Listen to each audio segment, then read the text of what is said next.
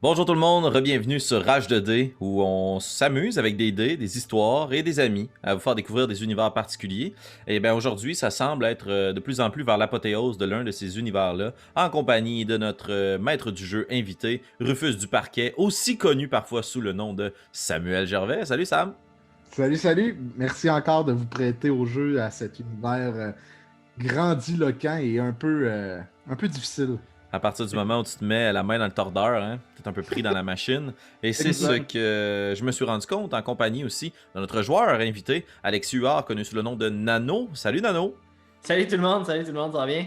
Ça va bien toi-même? Oui, très bien, merci. Très, très Fantastique. bien. Alors, sans plus attendre, chers auditeurs de Rage 2D et sympathiques joueurs et DM invités, on se lance dans cet épisode. Samuel, je te laisse l'introduction.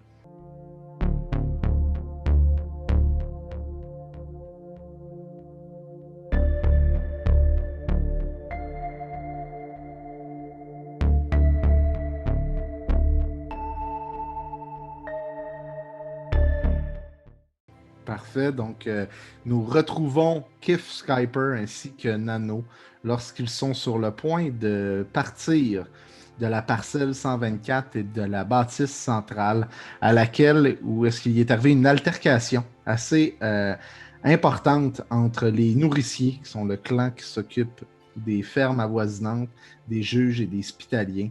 Et notre groupe, notre petit duo, a été mandaté afin d'aller trouver réponse aux questions du juge Ox. Et ils sont invités à revenir rapidement ce soir afin de leur faire un rapport exhaustif, afin qu'ils puissent prendre un choix assez difficile sur peut-être l'avenir de la famille Hashim. Donc, nous retrouvons notre petit duo en route vers la ferme de M. Hashim. Hashim les accompagne évidemment, ainsi qu'une jeune juge, Jutta Schmidt, qui était l'une des vagabondes qui est avec elle. Et vous voyez assez rapidement la tension entre la jeune juge ainsi que le fermier Hashim, qui est excessivement fier de ne jamais avoir eu de problématiques avec les juges ou encore ses récoltes dans les 10 dernières années. Et la petite Jutta Schmidt qui tente désespérément de faire valoir son autorité qui, jusqu'à présent, est très, très minée par sa petitesse et son âge quand même assez jeune femme de 13 ou 14 ans. Messieurs, lorsque vous vous dirigez en direction de la ferme de M. Hachim, évidemment, vous croisez certains autres nourriciers en direction de la place centrale que vous faites rebrousser chemin à maintes reprises en leur disant de revenir demain, que le temps se couvrait et qu'il y avait plus à faire qu'il y aurait plus de chances demain de pouvoir faire analyser leurs grains, puisqu'aujourd'hui, il y avait eu du retard de la part du hospital. Est-ce que vous avez des petites questions ou du moins une discussion que vous voulez entretenir, soit avec Jutta Schmidt ou encore avec Hashim? Sûrement, j'aimerais ça parler à Hachim, moi, pour ma part, c'est sûr. Je sais pas, toi, Kif, avec qui tu voulais t'entretenir. Vas-y. Euh, Hachim, t'as vu qu'il y a quelques sacs qui ont été mis de côté, ils semblent être contaminés, les autres non. As-tu une idée, as-tu une piste, une hypothèse? Ce doit être une erreur, je ne peux pas comprendre. Ça ne m'est jamais arrivé. Et la parcelle dans laquelle nous travaillons, ce n'est jamais arrivé. Nos terres sont pures. Et notre grain est fabuleux. Quantité d'argent que j'investis auprès du hospital afin de m'assurer que l'eau est conforme, que nous avons les bons pesticides, que nos grains sont bons. Je diminue ma marge de profit, mais je m'assure que ceci n'arrive jamais. L'hospital se trompe. Et je suis pas très très ferré dans le domaine de l'agriculture, là. Est-ce que c'était tous le même genre de récolte? C'était tous le même genre de grain? Bien, nous avons différentes cultures, mais pour ce que nous apportons, ce n'était que du blé. Ok. Et il a tous été planté le même jour, avec le même grain, nourri avec le même engrais, nourri avec le même eau. Oui, tout provient exactement du même champ. provient du même champ. Et les autres champs, est-ce qu'ils ont été récoltés? Non, pas encore. Nous utilisons un système de jachère à 3 champs. Donc nous en avons toujours un qui est au repos afin de s'assurer que les sols possèdent les minéraux utiles à faire pousser notre récolte. Nous en avons un qui est utilisé pour l'agriculture hivernale et le troisième qui était pour notre agriculture de cet été. Et année après année, vous faites pas de blanche, vous n'avez pas d'infraction, vous faites une bonne récolte, vous diminuez un peu votre profit, mais l'argent est bon. Il y aurait des gens qui devraient être, qui seraient peut-être jaloux de votre situation, qui voudraient peut-être vous nuire. Et pour me nuire, il faudrait que quelqu'un ait quelque chose à gagner. Les récoltes ne sont pas saturées, nous n'avons pas un prix lorsque nous avons un quota. Ici, on achète ce qui est bon. Je ne croirais pas que quelqu'un puisse me nuire et comment aurait-il fait? Non, je vérifiais comme ça. Question pour vous. Dites-moi, Hachim, où vous approvisionnez-vous en sac? Que voulez-vous dire? Eh bien, certaines de vos récoltes semblent mauvaises et d'autres bonnes.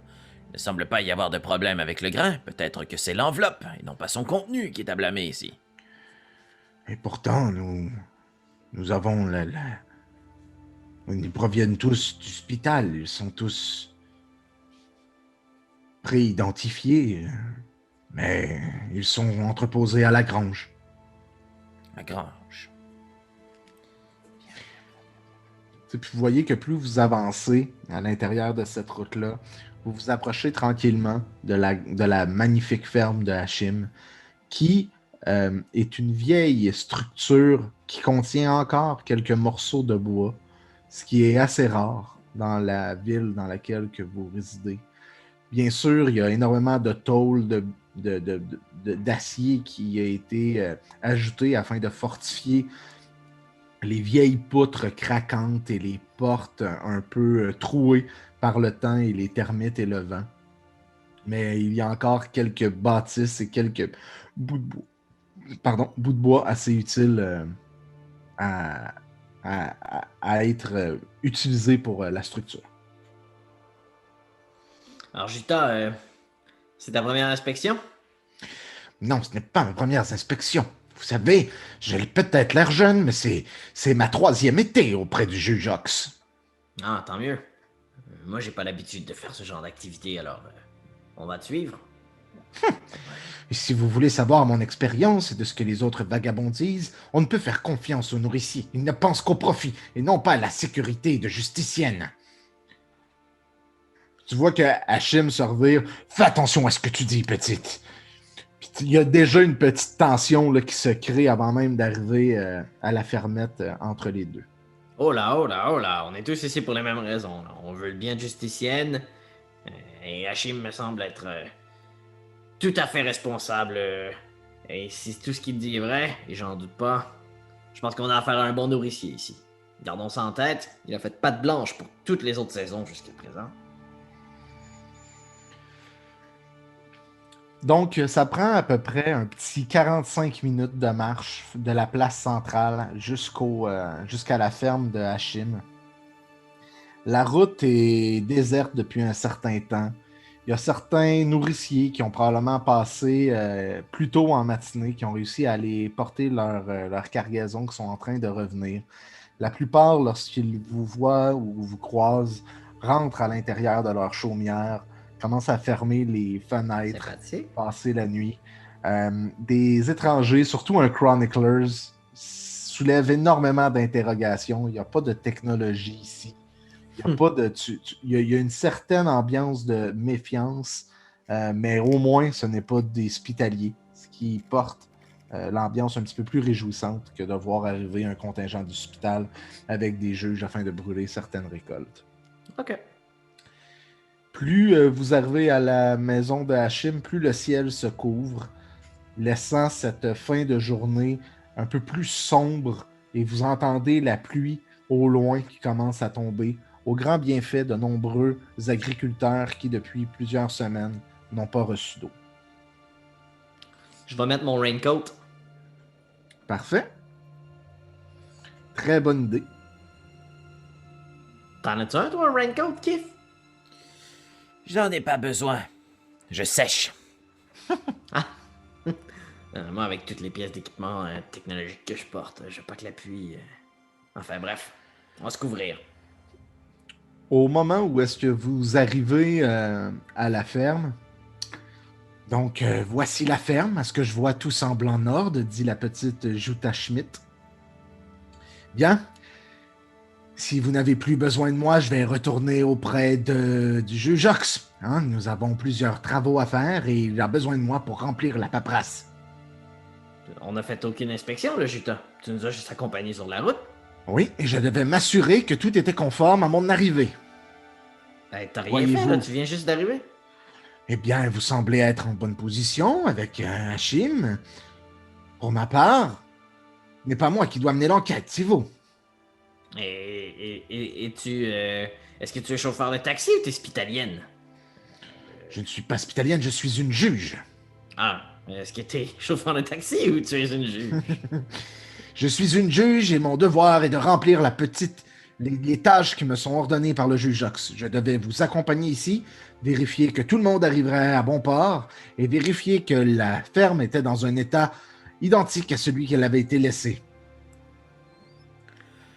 Très bien, petite. On s'occupera de tout. Encore une fois, on fera le sale boulot. Retourne dans les jupettes du juge Ox et on vous revient avec notre rapport. Parfait. On peut témoigner de 3 belles années d'expérience ici pour mademoiselle Smith, qui, après avoir fait le trajet à pied, repart directement sans plus contribuer à la tâche. Vous ne comprenez rien à notre tâche. Non, c'est ça. Tu vois que, tu sais, effectivement, le travail des juges est un travail très, très administratif dans les hautes terres comme ça. Compter les sacs, faire ce travail-là, déterminer la valeur des grains, etc., etc., etc. Tandis que les juges font le travail sur... pas les juges, mais l'hôpital fait le travail d'analyse et d'admissibilité des grains. Mais pour ce qui est de la valeur, des poids et de ces tâches administratives-là, ça appartient effectivement aux juges. Une fois que Jutta quitte le groupe, je Oui. vais essayer de m'entretenir un peu plus de façon directe avec Hachim. Dans la mesure où peut-être qu'il gardait des informations pour lui tandis que la juge était à proximité. Fait que je vais tout simplement ouvrir le bal et la discussion. Alors. La petite est partie. Moi, je suis un scrapper. On a un chroniqueur ici. Aucun d'entre nous ne porte les marteaux des juges. On est là de bonne volonté pour faire notre travail. Si des choses ne doivent pas figurer dans le rapport, eh bien, elles n'y figureront pas. On est habitué de faire une revue, disons, subjective de la situation. Dites-moi, Hachim, d'homme à homme, avez-vous la moindre idée de ce qui peut se passer ici? Fais-moi un test de charisme et d'expression, s'il te plaît. And that's a fail. J'ai même pas besoin de rouler parce que j'ai -2. D'un coup que tu me roules un 1. C'est un 3. Donc, tu vois que il est principalement insulté que tu puisses insinuer qu'il est responsable de ces grains qui sont contaminés. Et lorsqu'il te répond que vous n'avez qu'à faire votre enquête et vous ne trouverez rien ici. Et à partir du moment où est-ce qu'il dit ça, que vous arrivez près de sa ferme, les portes s'ouvrent, il y a sa femme et ses 2 enfants qui sortent de la maison, des enfants qui sont d'âge majeur, qui contribuent très fortement au champ en tant que tel, puisqu'ils ont les mains encore un peu sales d'avoir travaillé dans la terre.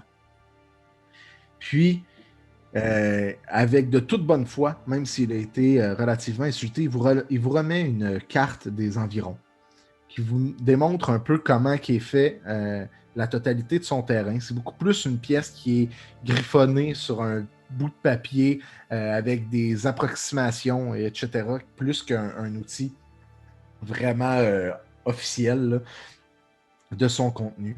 Et il vous présente sa femme Clara, ainsi que ses 2 enfants, Brel et Justin. Il y a d'autres employés qui travaillent ici avec vous? Il n'y a que ma famille. Nous ne sommes que 4. Et lesquels d'entre vous avez contribué à empaqueter les sacs de grains qui ont été envoyés ce matin aux parcelles 124? Tu vois que c'est la femme qui répond. Mais c'est une tâche familiale ici, nous faisons tous ensemble. Très bien. On ne sera pas ici très longtemps, ne vous en faites pas, ma petite dame. On va simplement vérifier les environs et on ne vous importunera pas. La première chose à vérifier, Nano, j'imagine que ce sera la maison. Comme ça, ils pourront retourner chez eux et on s'occupera du reste ensuite, qu'en dis-tu? Ouais. Puis vous voyez que la femme fait vous allez rentrer chez nous. Puis Hachim, de calmer l'inquiétude de sa femme, c'est leur devoir. Nous devons faire confiance aux juges. Ils ne trouveront rien ici. Les hospitaliers se trompent, madame. Faites-moi un test d'instinct et de perception, s'il vous plaît, sur ce qui se passe autour de vous.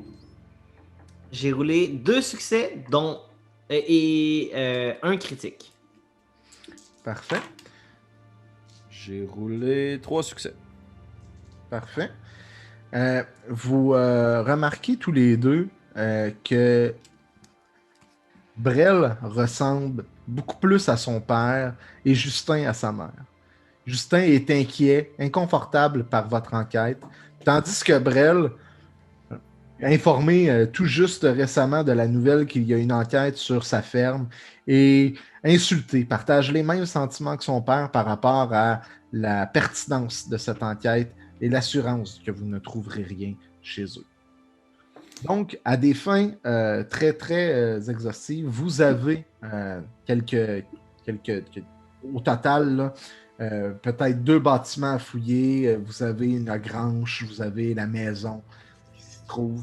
Vous avez les champs ainsi que les 4 individus se trouvant sur les lieux, pouvant être des sujets potentiels, des pistes de réponse face à ce que vous recherchez pour le juge Ox. Je suis d'accord avec toi, Kif. Commençons par respecter la maison. Et on va avoir besoin d'un coup de main, un petit guide qui va nous aider là. Tiens, toi, puis je vais pointer Justin. Tu veux nous accompagner pendant qu'on fait cette inspection? Oui, bien sûr, ça va me faire plaisir. Merci. Allons-y. À titre explicatif, DM, mon objectif dans la maison, puis le Kif pour l'instant semble avoir 2 hypothèses. Il y a un contaminant externe qui a été utilisé, un pesticide, une source d'eau, les sacs, quelque chose qui a été utilisé pendant la récolte qui est venu contaminer une partie des grains, ou il y a quelqu'un, soit consciemment ou inconsciemment. Fait que le premier check que je veux faire, moi, en allant dans la maison, c'est, y cache-tu quelqu'un? Y a-tu quelqu'un d'autre? Y a-tu les traces de... Tu sais, on trouve-tu, mettons, 5 couverts, puis ils sont 4? C'est le genre de réflexion-là que je vais avoir dans la recherche. Parfait. Puis moi, pour nourrir la discussion, très cher DM et cher coéquipier, Vas-y. Nano a à peu près les mêmes concerns, mais par expérience, quand il y a un humain dans le processus, là, c'est tout le temps là que ça foire. Fait que Nano, il va surtout chercher, tu sais, Hachim a mentionné qu'il y avait plusieurs méthodes qu'il a mis en place pour s'assurer de la bonne santé, puis de la qualité de sa terre, puis de ses grains. Par contre, que ça faisait diminuer son profit. Fait que je me dis qu'il y a peut-être quelqu'un dans la famille qui a tourné les coins ronds, qui a peut-être moins baissé la marge de profit puis skippé une étape de sécurité. Fait que je vais surtout me concentrer sur l'humain un peu, notamment sur Justin. Parfait. Donc, à partir du moment où est-ce que vous entrez dans la maison, vous remarquez que c'est une vieille construction de bois qui date de plusieurs années. Évidemment, le bois a laissé place à la tôle il y a bien longtemps, ce qui lui confère un doux mélange d'entretien et de stabilité. L'intérieur est très en ordre, très, très épuré. Vous voyez que les couverts qui sont sur la table sont disposés devant les 4 chaises qui sont là. Tout est bien ordonné. Il n'y a pas de superflu, il n'y a pas de lave-vaisselle supplémentaire, il n'y a pas de couvert supplémentaire, ni dans les différentes armoires. Il n'y a rien d'entreposage qui pourrait laisser présager même qu'ils reçoivent des gens chez eux. Mm-hmm. Je vais vous demander de faire un test d'instinct et de perception autour de vous.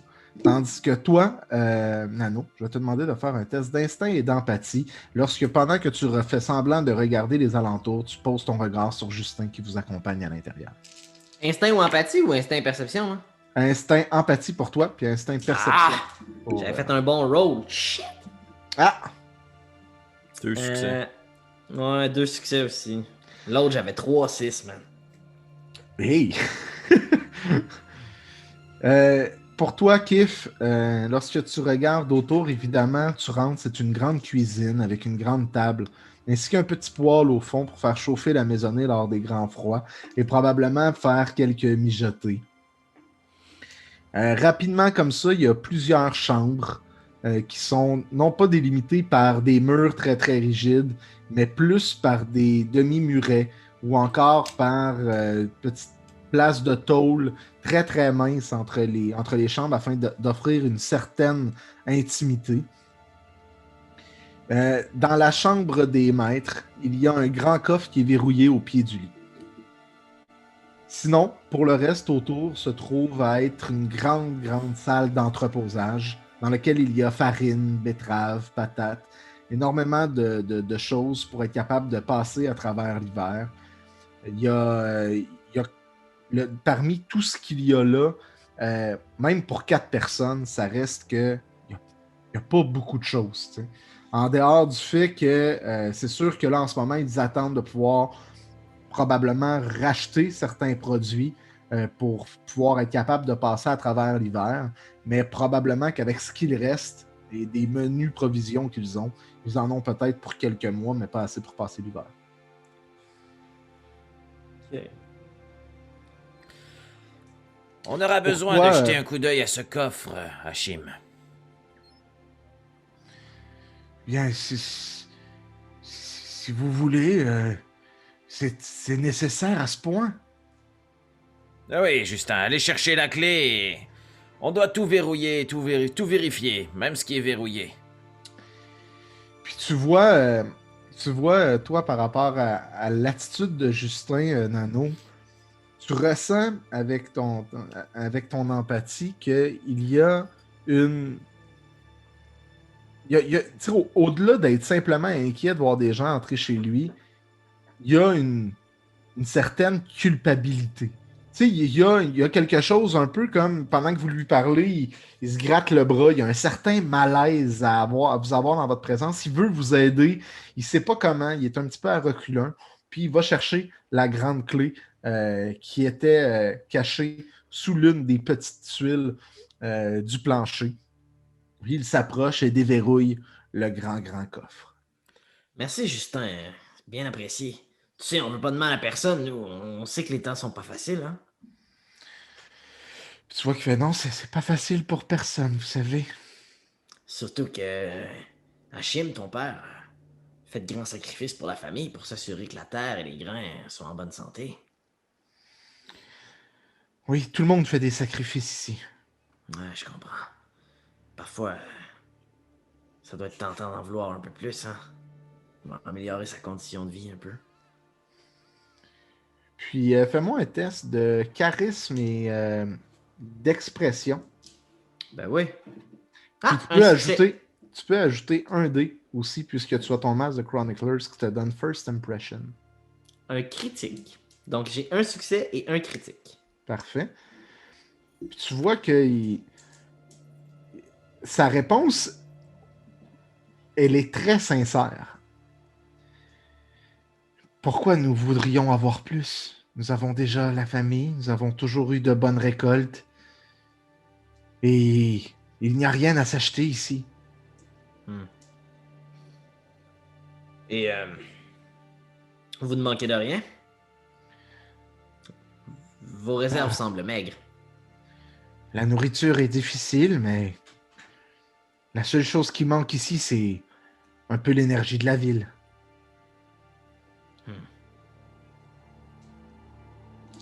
Et as-tu remarqué quelque chose d'anormal cette année pour les récoltes?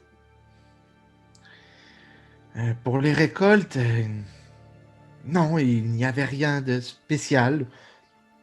Tout Et le pour monde autre a chose? donné Tout le monde a donné tout ce qu'il y avait à faire et nous avons même pu cette année se partager certains gains au début du printemps.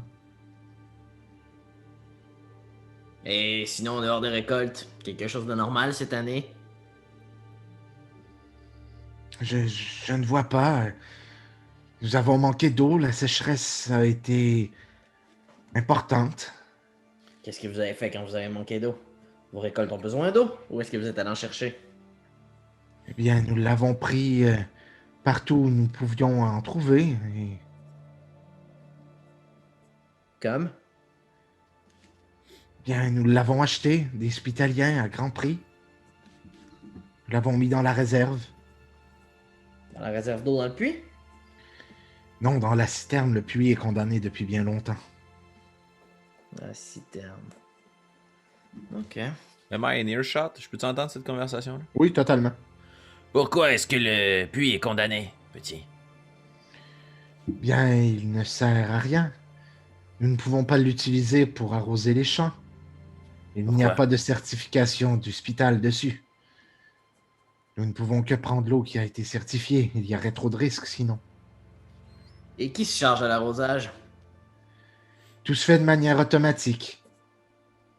Nous avons des tubes qui se rendent jusqu'au champ. Nous n'avons qu'à ouvrir la valve, puis nous calculons nos litres d'eau que nous injectons dans nos champs. C'est contrôlé par un système central? Une technologie quelconque? Non, c'est nous qui le faisons ici.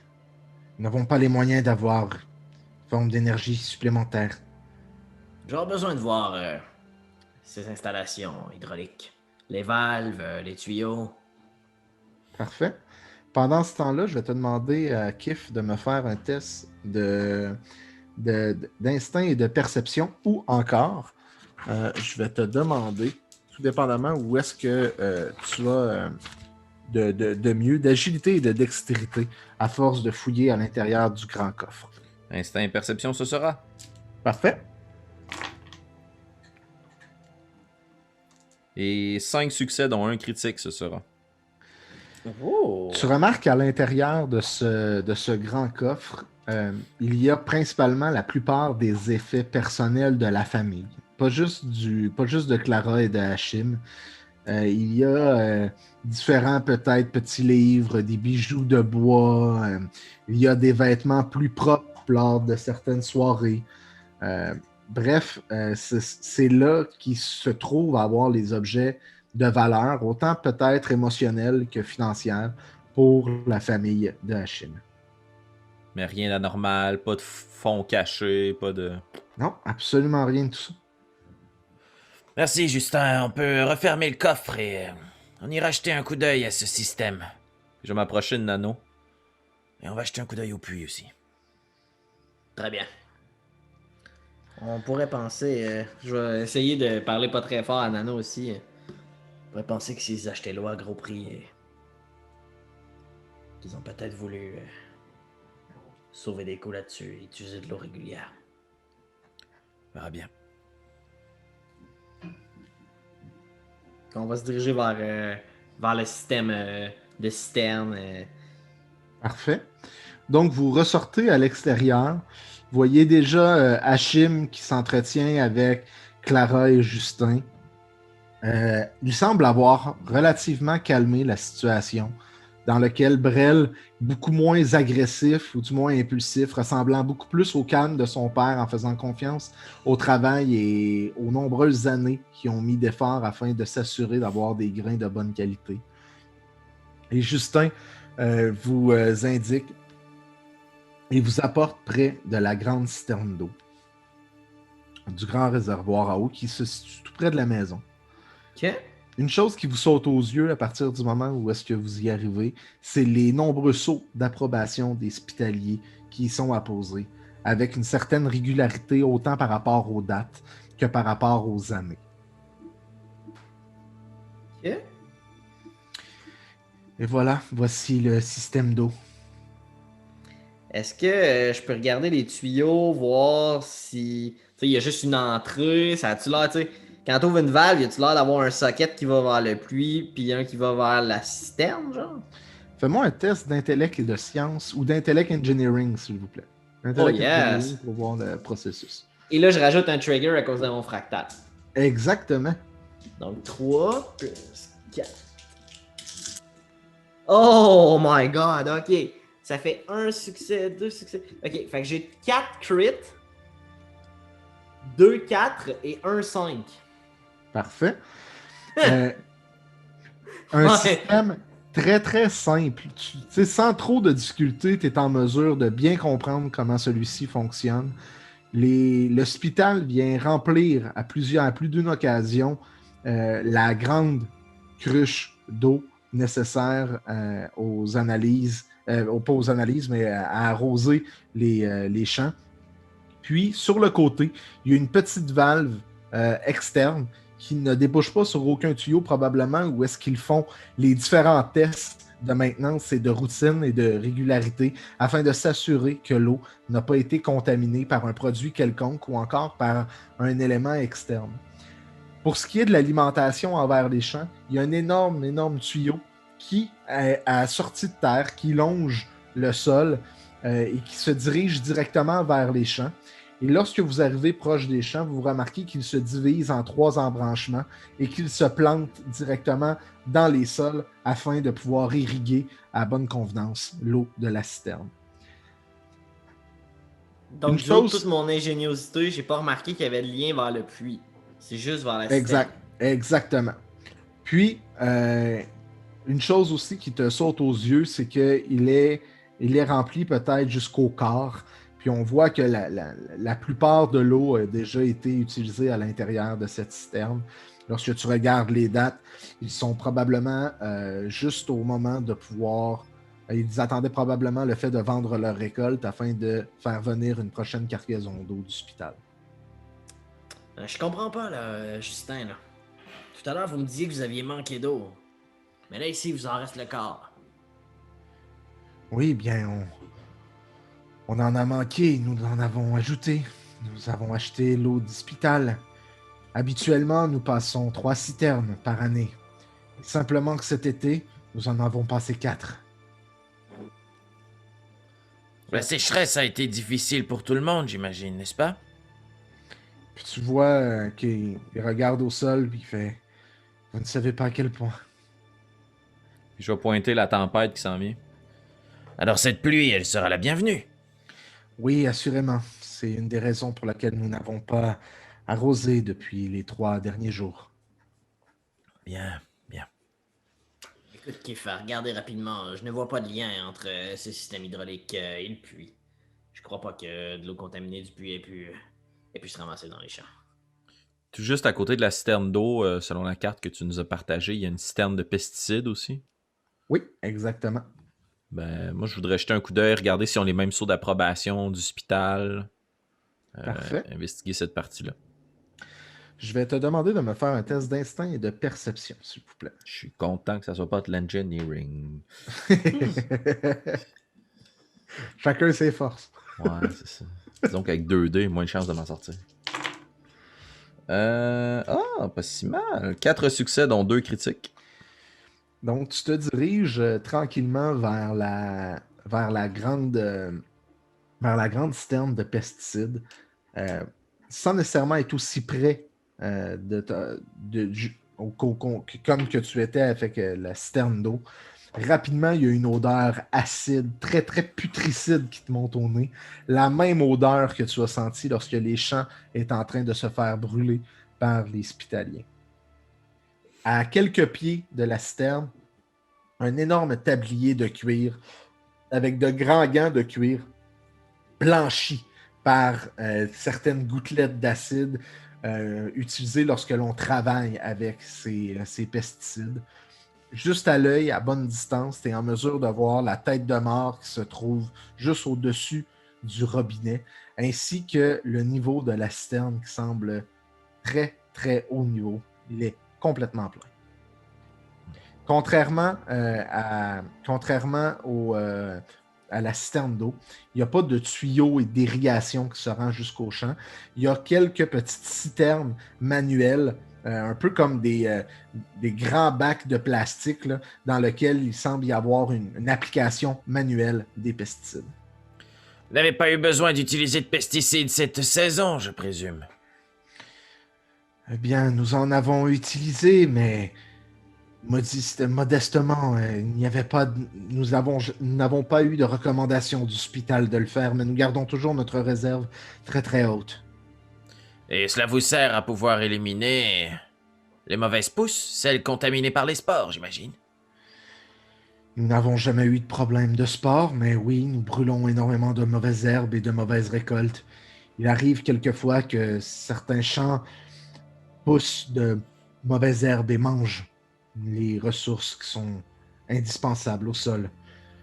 Nous sommes sur le point d'en étendre davantage sur le champ que nous venons de récolter, ainsi que sur celui qui est en jachère, pour la période hivernale, bien sûr. Très bien. Rien à signaler ici, Nano.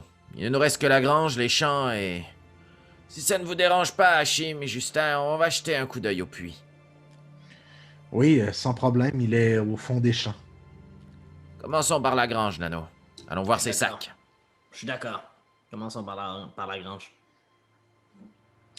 Lorsque vous arrivez devant la grange, elle est également, c'est un grand bâtiment simple, sans fenêtre, et renforcé de plaques de métal, en parfaite harmonie avec la maison qui se trouve sur le même terrain. Lorsque vous entrez à l'intérieur, vous constatez qu'il y a effectivement deux parties. Une partie basse et une partie un peu plus haute dans cette grange. Et je vais vous demander de me faire un test d'instinct et de perception, s'il vous plaît, dans lequel vous allez enlever un dé, puisque vous êtes dans une grande pénombre par rapport à l'extérieur. Un seul succès et c'est un critique. Un 6, parfait. 3 succès. Pas de critique. Parfait. Donc, tous les deux, vous êtes en mesure de bien voir que la partie basse est remplie d'assortiments d'outils, de fermes. Donc, on parle de pelles, de faux, de râteaux, de cordes, de charrues, etc. là. Donc, beaucoup d'outils et d'outillage là, pour être capable d'entretenir les champs. Ton critique, Nano, donc ton déclencheur, te donne aussi un regard un peu intéressé directement au fond, dans lequel il y a des armes de mauvaise facture qui sont entreposées. On parle de peut-être de lames comme une petite machette, mais tu sais, vraiment pas aiguisée, semble émousser même de loin, même certaines à certains endroits corrodées, ou encore de crochets, et tu sais, différentes armes de poing qui auraient pu être utilisées. Ce que tu remarques, Kif, c'est qu'il y a également une échelle à l'extrémité du fond de la grange te permettant d'accéder au deuxième, qui semble être un grenier à foin qui est en hauteur, qui est là. Et une chose qui te saute aux yeux, c'est que tu remarques autour que, autant sur les pousses que sur les grains, que sur les prochaines récoltes, leur réserve semble à sec dans cette approche-là de replanter pour l'hiver prochain. Sans la vente de cette récolte-là, ils ne seront pas capables. Déjà, ça va être dur de passer l'hiver, mais de repartir pour le printemps ne semble pas plus être une option. Je vais partager cette information-là à Nano. Je vais m'approcher de lui, puis je vais lui murmurer à l'oreille. Eh bien, s'ils ont réalisé à un quelconque moment qu'une partie de leur récolte pouvait être contaminée, vu l'état des stocks et de leur richesse, c'est sûr et certain qu'ils n'auraient pas pris le pari de tout recommencer à zéro. Mieux vaut essayer de voir que l'hôpital ne détecte pas les problèmes. Ce que je veux dire par là, Nano, c'est que s'ils sont coupables, il y a des chances qu'ils le savent. Ouais, il y a des chances que ce soit pas toute la famille qui le sache. Tout semble conforme ici, dans la grange. Il n'y a qu'une seule chose maintenant à vérifier, c'est ce puits condamné. Tout porte à croire. voir les foins en haut, Kif. Ah, tout à fait. Je pensais que j'avais jeté un coup d'œil en même temps dans la grange, mais... Ah, on a jeté un coup d'œil en haut? Ben là, pour l'instant, je vous ai dit un peu tout partout où est-ce qu'il y a, qu'est-ce qu'il y avait. Kif avait parlé aussi d'aller inspecter plus en profondeur les sacs qui étaient là. Le deuxième étage de la grange n'a pas été fouillé ou reconnu en tant que tel. Les armes au fond non plus. Ni les outils. Il n'y a pas eu d'investigation qui a été faite. C'est purement une perception de ce que vous avez. OK. Charge-toi des sacs, Kif. Je m'occupe du deuxième étage. Bien, et on jettera un coup d'œil à ces armes. Je serais curieux de voir si elles ont été utilisées. Ouais. Ah, c'est celle que je t'ai pointée en entrant, là, ouais. Faudra aller voir. Parfait. Donc, je vais commencer avec Nano qui se dirige vers le deuxième étage. Je vais te demander de me faire un jet d'agilité et de mobilité pour être en mesure de... Ouais. Et de mobilité pour être en mesure de monter à travers cette grange qui n'est pas fait pour un Chroniclers pour monter aussi facilement avec sa cape et son attirail. Ça devrait pas être un problème puisque j'ai roulé 4-1 et 1-2. Donc, rapidement, tu commences à monter, puis tu piles sur ta cape, peut-être rendu au 4e ou 5e échelon, et tu perds l'équilibre. Fais-moi un test d'agilité et dextérité, s'il te plaît. Alors que tu commences à tomber. Ça, c'est bon, ça. Ah, il était là, les 6. 3, 6 et 1, 5. Donc, tu perds pied assez rapidement, et lorsque tu arrives pour tomber tel un félin, tu t'accroupis et tu réussis à amortir ta chute sans qu'il n'y ait aucun problème.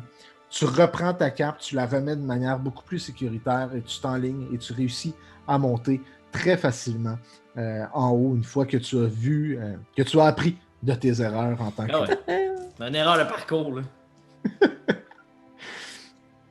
Lorsque tu arrives en haut, c'est comme tu te retrouves devant un silo à grains en bon état quand même, avec pas un silo à grains, un silo à foin. Okay. Où est-ce que la plupart de la paille est encore très sec, est encore dans un très bon état. Les fourrages ont été quand même effectués récemment. Il y a probablement une certaine partie des récoltes qui ont servi à être mis à cet endroit-là, ou encore qui va être en mesure de pouvoir être utilisé pour faire une farine, pour effectuer du pain. Il semble y avoir ici une ressource suffisante pour être capable de passer l'hiver, mais ce n'est pas le cas là, de qu'est-ce qu'il y a à l'extérieur. Donc, c'est un silo rempli de foin qui semble être utile. Certaines personnes peuvent en manger et s'alimenter de ça pendant quelques semaines, voire quelques mois là, pour passer l'hiver, mais c'est pas excessivement nourrissant. Parfait. Ben, je pense que je vais redescendre dans ce cas. Parfait. Donc, Kif, je vais te demander de faire un test d'intellect science, s'il te plaît. Ah, c'est dommage. On s'est clairement inversé. C'est dommage. C'est un succès critique! Un seul dé, mais quel dé! Tu regardes les différents sacs. Chacun d'eux sont entreposés par... ils ont l'insigne d'hôpital comme quoi qui ont été conformément importés ici puis qui sont conformes à mettre les grains à l'intérieur. Tu réussis à les compter. Il y en a quand même plusieurs, toutes de la même taille, très, très, très, très uniformes. Puis même à partir de quelques-uns, là, tu essaies de les sentir, voir s'il n'y aurait pas une odeur différente.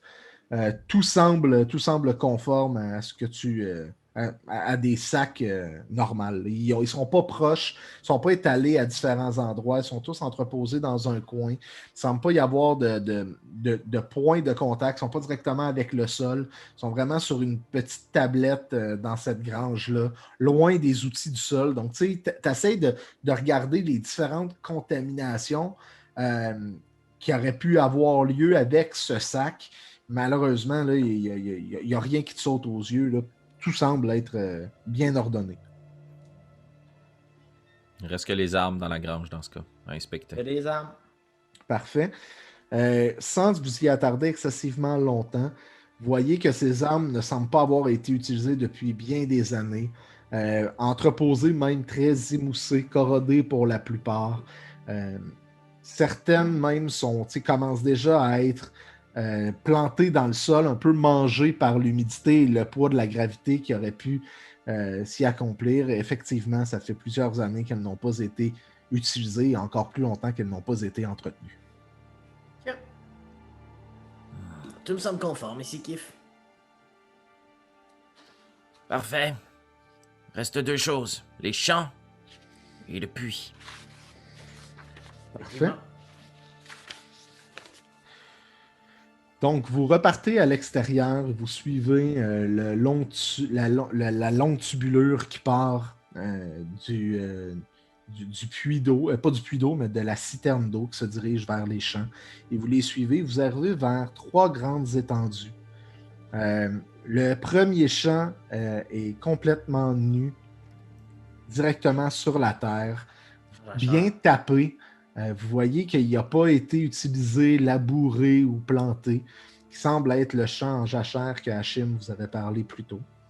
Le deuxième champ, vous voyez qu'il y a de jeunes pousses qui se trouvent à l'intérieur de celui-ci, qui est en train de en fait, qu'il est en train de nourrir un peu les dernières récoltes pour l'hiver qui vont être récoltées peut-être en novembre ou en décembre, juste avant l'arrivée des grands gels qui pourraient détruire les récoltes, mais qui vont leur permettre de pouvoir survivre quelques temps.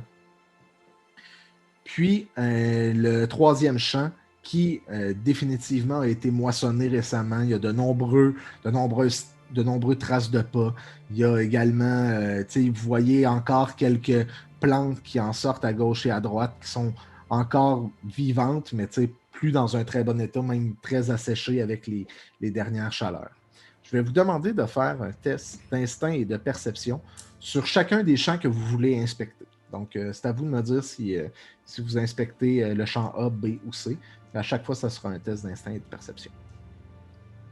Je vais commencer par inspecter le champ A pour ma part. Parfait. Donc, le champ jachère. 3 succès, aucun critique. Il est très calme, très bien tapé, ce champ. Il y a quelques petites pattes, peut-être qui proviennent d'un rongeur que tu y trouves autour et même à certaines places où est-ce qu'il a été creusé.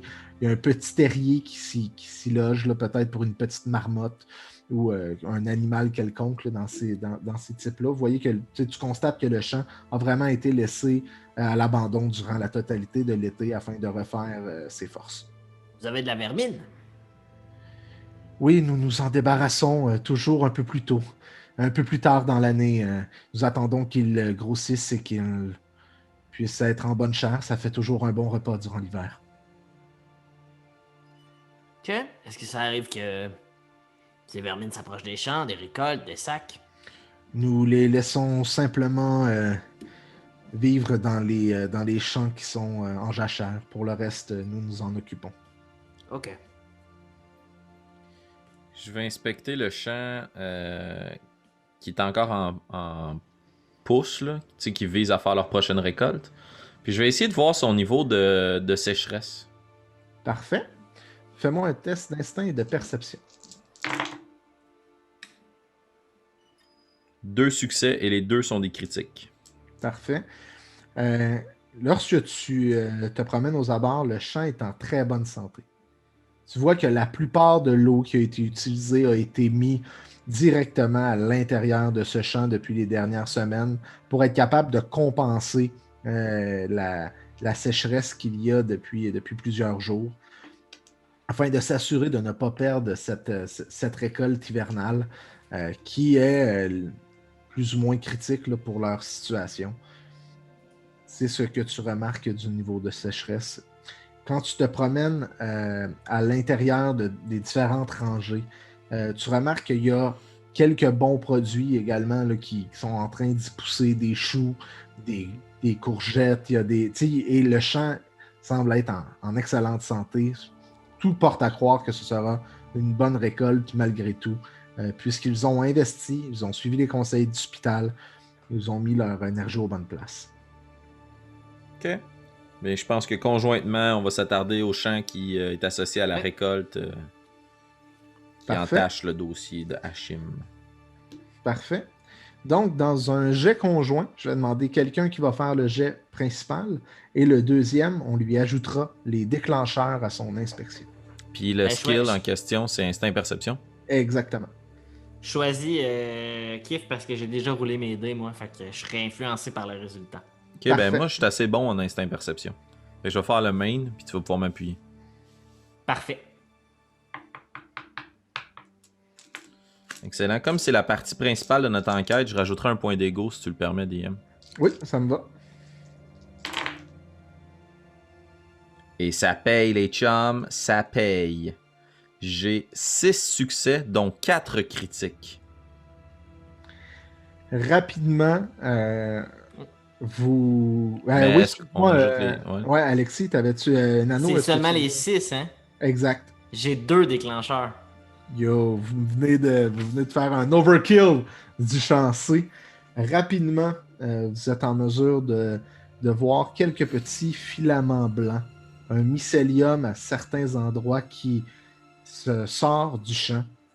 Et assez rapidement, lorsque vous êtes à une bonne distance, vous comprenez que ce mycélium ne provient pas de la terre directement, il semble devenir beaucoup plus en profondeur. Il y a une certaine euh, épaisseur qui s'y trouve sur ce champ-là au-dessus, mais tout est assez fin. Il n'y a pas de zone de mycélium comme un champignon qui aurait poussé, et c'est plus quelque chose qui est très, très tentaculaire, qui commence à percer le sol à certains endroits du champ. Donc, une contamination de surface qui semble avoir été faite. Il y a une contamination de surface qui est là, que vous notez présentement, mais elle semble provenir de beaucoup plus creux dans le sol. Puis si on suit la ligne des tracts d'irrigation, est-ce que ça pourrait être associé? Fais-moi un test d'intellectience, ou si tu veux décider d'en faire part à Nano, il pourra rouler un test d'intellectience et tu pourras le bonifier avec tes déclencheurs. Avec mon déclencheur, parce que je roule un dé. Je vais pointer à Nano, je vais dire Hey, peut-être que ça vient des tuyaux. Parfait, je vais essayer ça. Donc, j'ai déjà un déclencheur à cause de mon fractal memory. Et je roule 4D. Oh, c'est payant. Un autre déclencheur. Donc, j'ai 2 déclencheurs et j'ai 3 succès. Avec des 4, mais ça compte, hein, c'est 4, 5, 6. Yes. Voilà, fait que j'ai 2 déclencheurs, 3 succès sur 5D. Rapidement, tu essaies de cartographier le chancer avec différents endroits. Puis, en t'informant auprès de Justin sur la manière comment qu'ils irriguent et qu'ils arrosent certains de leurs champs, tu en viens à la conclusion que l'eau ne semble pas responsable de du transport de mycélium, puisque il commence à percer à des endroits très, très différents du champ. Mais comme je le dis, il n'y a pas de zone proprement parlée contaminée. C'est beaucoup plus comme des petits filaments qui volettent au vent, provenant directement du sol et du champ en tant que tel. Justin, savez-vous si la nappe phréatique du puits s'étend jusqu'au champ? J'en ai aucune idée. Nous ne l'utilisons jamais. Je pense que ça vaudrait vraiment la peine d'aller voir ce puits, Kif. Ouais, pour être sûr et certain d'avoir une bonne vue de la situation. Hachim, c'est vous qui avez condamné le puits? Oui, il y a de cela plusieurs années. Très bien. Prenez l'une des machettes ou quoi que ce soit dans votre grange au cas où on tombe sur de la vermine et suivez-nous, on va aller inspecter ce qu'il y a dans le puits. Ouais, ça vaut vraiment la peine. Parfait. Donc, il se dirige vers sa grange, ramène une grande hache, se dirige vers le puits, puis commence à défaire là, les différents morceaux de bois qui s'y trouvent. Au fond de celui-ci, faites-moi un test d'instinct et de perception, s'il vous plaît. Je vais te laisser le faire, puis je donne juste mes déclencheurs à Kif ou je le fais aussi? Tu peux rouler toi-même un jet d'instinct et de perception, s'il vous plaît. Ok, parfait. 6 succès, dont 2 critiques. Ok. 2 succès, aucun critique. Parfait. Donc, vous deux, lorsque vous pointez le regard à l'intérieur de ce fond de puits-là, vous vous rendez compte qu'il y a 2 briques qui sont directement tombées dans le fond, qui laissent présager une certaine ouverture dans le fond de ce puits. Il y a un bon fond d'eau stagnant qui y est présent, mais il n'y a pas de mycélium à proprement dit. Donc, il ne semblerait pas que le puits soit la source de contamination, mais vous voyez clairement qu'il semble y avoir une cavité au fond de ce puits qui resterait à être dégagée. Je vais attacher ma corde. J'ai 10 mètres de corde avec moi dans mon équipement. Parfait. Fait que je dépose mon backpack à l'extérieur. Je réajuste mon fusil de chasse, mon couteau à ma taille. Je prends la corde, je l'attache à un point d'ancrage à l'extérieur, je la lance dans le puits. Après vous, Hachim. Et puis vous voyez qu'il est un peu mal à l'aise ou insécure par rapport à tout ça. Vous voulez vraiment qu'on descende dans le fond du puits? On n'a pas le choix. Entre vous et moi, Puis je vais baisser le ton pour pas que ça se rende jusqu'aux oreilles de sa femme ou ses enfants. on a vu quelques pousses de mycélium dans le champ que vous venez tout juste de récolter. Ça semble venir de sous la terre. Il y a quelque chose qui a contaminé votre récolte. Essayons de voir ça vient d'où, et on verra ce que l'on met dans le rapport. Parfait. Tu vois que Hashim, avec ses vieilles mains, tu sais, il est pas nécessairement très très vieux, mais à partir d'une quarantaine d'années, il est un peu rabougri, il semble pas très très agile avec cette corde-là.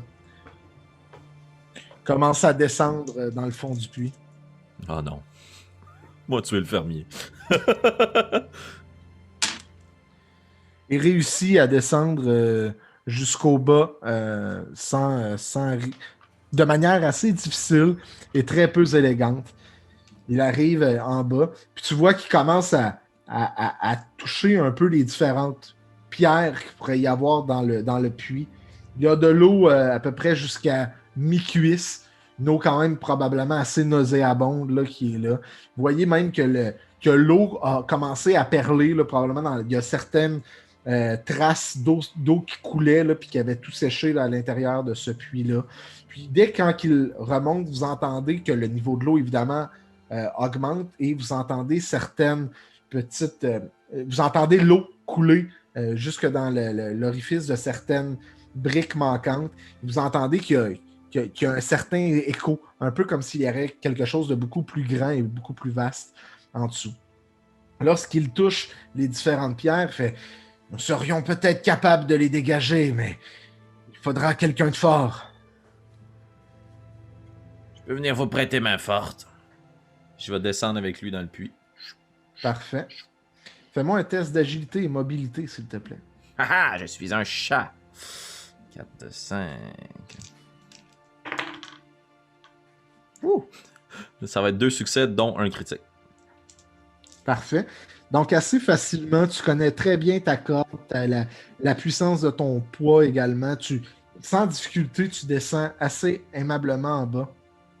Puis, rendu au fond du puits, vous êtes relativement coincé. Ça va vous permettre de pouvoir travailler assez ensemble pour être capable de dégager certaines pierres. Une troisième personne serait assez inenvisageable là, pour effectuer le travail, là, par contre. Ça me va. Déjà, Ça me va. Quand toi, tu descends, l'eau remonte. Puis tu remarques que tout le fond est excessivement visqueux. Très. Il y a beaucoup d'algues là, qui ont été poussées là, mais rien ne semble avoir eu de flocons de mycélium là, qui remontent à la surface ou quoi que ce soit. Et vous commencez à vous atteler à la tâche pour défaire cette petite paroi du mur. Je prends mon fusil de chasse, puis avec la sangle qui le relie, je vais l'attacher à la corde pour qu'il reste bien en dehors de l'eau pour être sûr de ne pas endommager le mécanisme. Parfait. Puis je vais me salir les mains, puis je vais tasser les pierres pour pouvoir libérer la cavité. Parfait.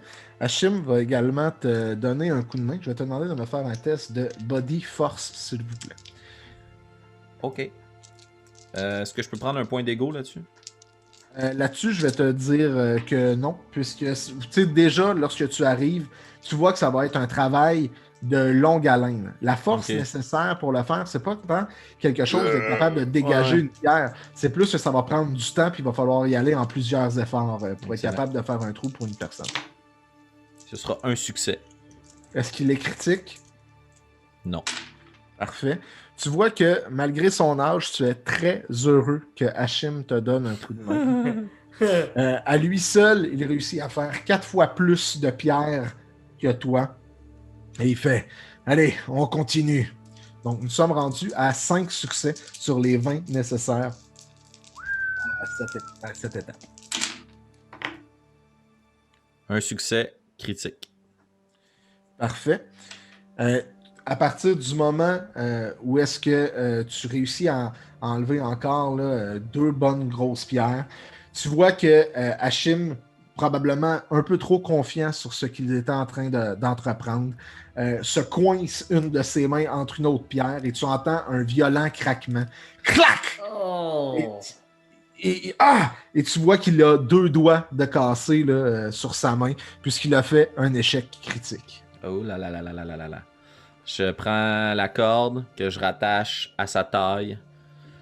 Merci pour votre aide, vieil homme. Désolé que vous vous soyez blessé. Envoyez-nous votre fils, le plus musclé. Nano! Parfait. Remonte le vieux! Ouh, je vais essayer. Parfait. Tu vois qu'assez facilement, là, même les fils d'Hachim te donnent un coup de main. Ça prend quand même plusieurs minutes, là, le fait de le sortir. Il est capable de s'aider, mais lorsque tu arrives, lorsqu'il remonte, fais-moi un test d'intellect médecine, s'il te plaît. Ah, l'autre c'est un 6, c'est vrai. Fait que j'ai 2 triggers, 2 succès. Parfait. Donc, tu remarques assez facilement que sa main est dans un état pas lamentable. Là. Tu sais, c'est une fracture franche. Sa main n'est pas écrasée comme elle aurait pu l'être devant une très très grosse pierre. Tu sais, t'as quand même assez bon espoir qu'il sera en mesure de guérir sans trop de séquelles. Malheureusement, peut-être pas à temps pour la récolte qui s'en vient là, pour l'hiver. Là. Ce sera pas Jojo, Hachim. Donc, Brel se propose quand même assez musclé et assez agile, assez en forme. Vous voyez que c'est probablement lui qui traîne la faux, qui traîne certains attelages là, pour être capable de vraiment bien creuser la terre puis de le remettre en ordre puisqu'il a les épaules beaucoup plus carrées. Sans trop de difficultés, il descend en bas pour te donner un coup de main. Est-ce que tu voulais continuer le travail ou tu attendais que Brel se pointe? Je continue le travail. Parfait. Donc, je vais te donner 3 jets supplémentaires de body force pour être en mesure de dégager le puits. Excellent. Donc, un succès sur le premier. Parfait. Nice. Un succès sur le deuxième. Parfait. Nice. Puis 2 succès sur le troisième. Est-ce que tu avais des 6? Non. Parfait. Donc déjà, avec Brel à l'intérieur du puits, tu te sens énormément plus pris. Tu vois qu'il y a vraiment plus une carrure et une imposante force physique, contrairement à son père et à sa jeunesse. Donc, il te donne un bon coup de main pour être capable de dégager le puits qui déjà peut passer pratiquement la moitié du corps d'un homme, là, peut-être encore quelques temps, puis vous serez en mesure de pouvoir inspecter correctement la cavité. Parfait. Donc, encore une fois, là, il est tout aussi efficace que son père à ce niveau-là. Yes. Combien de succès est-ce que tu as eu? Ok, excuse. Je pensais que je faisais pas, je roulais. Désolé, mon erreur. 2 succès. Parfait. Ouh. On va y aller pour une dernière fois. Il fait, on va y arriver. Kiff le creuseur, man. Un autre succès. Le cafard! Et tu vois que c'est excessivement fluide, très rapide avec Brel. Le mur se désagrège assez rapidement. Est-ce que tu vois que Brel fait après vous? Ça doit être assez sombre. Hein? Je dois avoir de la difficulté à voir à l'intérieur. C'est assez sombre. Tu peux me faire un test d'instinct et de perception avant de pouvoir t'enligner à l'intérieur. Puis là, pendant ce temps-là, en haut, tu vas entendre Kiff. Alors en bas, comment ça se passe? Ça va! 3 succès. Pas de critique. Parfait. Lorsque tu passes simplement ta tête puis tu avais commencé à regarder ça, la cavité te donne un peu un esprit comme de possible découverte. C'est assez... Ça semble être assez large. C'est comme un énorme tunnel. Puis, lorsque tu y glisses ta tête et que tu regardes autour de toi, c'est un tunnel en très bon état. Au-dessus, il semble encore y avoir des câblages efficaces, puis en bonne facture. Et le béton qui compose la totalité de ce tunnel est un béton renforcé, limite comme un béton armé. Quelque chose, tu es dans certains vestiges qui, ma foi, semblent intacts. Je me retournais vers Brel. Es-tu au courant de ce tunnel? Non, absolument pas. Nano, on a trouvé un tunnel. Tu sais ce que ça veut dire, hein, Kif? Faudrait Du y haut de- aller. Du haut de mon 1 d'intellect, j'allais te répondre que non, mais. On n'a pas le choix, s'il y a un tunnel, la nappe phréatique doit se rendre sous les champs. On n'a pas le choix d'aller voir plus loin. Brel, à ce moment-ci, peut-être qu'il vaudrait mieux que tu remontes en haut et je me charge du reste de l'inspection avec Kif. Tu vois que Brel est très favorable à cette proposition. Oui, il est fort, il semble y avoir du courage, mais entrer à l'intérieur d'un tunnel ne semble pas faire partie de sa tasse de thé. Lui qui, lorsqu'il a même entrouvert, passé sa tête dans ce grand tunnel, a été émerveillé, certes, de voir ça, mais également effrayé de voir ce qui se trouvait sous ses champs. Ouais, pis tu sais, pas question que Chroniclers laisse quelqu'un d'autre rentrer dans un tunnel qui pourrait peut-être y avoir des artefacts. Tu sais. On sait Alors, jamais. Allons-y avec mon boy Skiff. Mon boy Kif, voyons, Skiff. Donc, Brel réussit à remonter là, sans trop de difficulté. Et je vais te demander, Ah s'il non. vous plaît, Nano, de me faire un test d'agilité et mobilité pour descendre au fond de ce puits. Je pensais que c'était de la force. Ça va. Non, non, non. Ok, c'est ça. Oh, ok. Bon, je sais pas comment tu vas interpréter ça, Samuel, mais j'ai 3-1 et 1-6. Parfait. Donc, tu réussis très bien à descendre jusqu'en bas, parce que la difficulté était de 1, avec la corde et etc. Donc, ce n'est pas un échec critique, puisque tu as déjà réussi. Mais ne pas avoir eu de succès aurait été un échec lamentable. C'est sûr Oui. que je me tombais dans la face, puis je mourrais.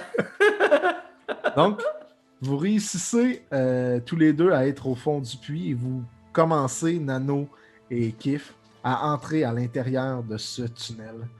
Et c'est dans cette récente instinct d'exploration que nous allons mettre fin à ce deuxième épisode de Rage de dés et de Providers. Donc, merci beaucoup et on se revoit très très bientôt puisque le prochain épisode est disponible dès maintenant. Là, là, maintenant. Mettons, là, tu Flexible. binge-watch, là, c'est là que ça se passe. Hey, merci, chers Binge, auditeurs. Merci, DM. Merci, Nano. Et on se voit tout de suite de l'autre côté, dans ce sombre tunnel. À tout de suite.